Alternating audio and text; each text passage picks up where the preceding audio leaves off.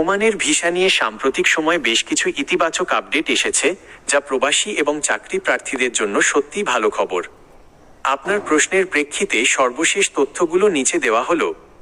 Oman visa চালুর সর্বশেষ অবস্থা 2026।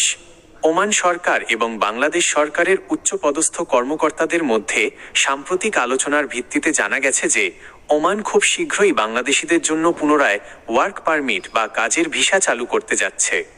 সম্ভাব্য সময় ওমানের শ্রমমন্ত্রী মাহাদ বিন সাইদ বিন আলী বাওয়াইন চলতি বছরের জানুয়ারিতে একটি বৈঠকে জানিয়েছিলেন যে পরবর্তী কয়েক মাসের মধ্যেই ভিসা প্রক্রিয়া স্বাভাবিক হওয়ার সম্ভাবনা রয়েছে।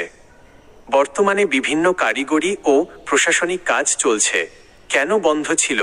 2023 সালের অক্টোবর থেকে ওমান তাদের বিদেশি শ্রমবাজার পর্যালোচনার জন্য নতুন কাজের ভিসা সাময়িকভাবে স্থগিত করেছিল। এটি কোনো রাজনৈতিক কারণে নয়, বরং তাদের অভ্যন্তরীণ পলিসি পরিবর্তনের অংশ ছিল। বর্তমানে কোন কোন ভিসা চালু আছে?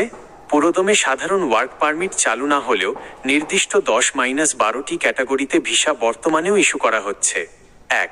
ফ্যামিলি ভিসা, যারা ওমানে আছেন তাদের পরিবারের সদস্যদের জন্য। 2. পেশাজীবী ভিসা, ডাক্তার, ইঞ্জিনিয়ার, নার্স, শিক্ষক এবং অ্যাকাউন্ট্যান্টদের জন্য। 3. ভিজিটর ভিসা, জিসিসি দেশগুলোতে যেমন সৌদি, দুবাই বসবাসরত বাংলাদেশিদের জন্য। 4. অফিসিয়াল ও ইনভেস্টর ভিসা, সরকারি কাজে বা বিনিয়োগকারীদের জন্য। পরবর্তী ধাপ কি হতে পারে?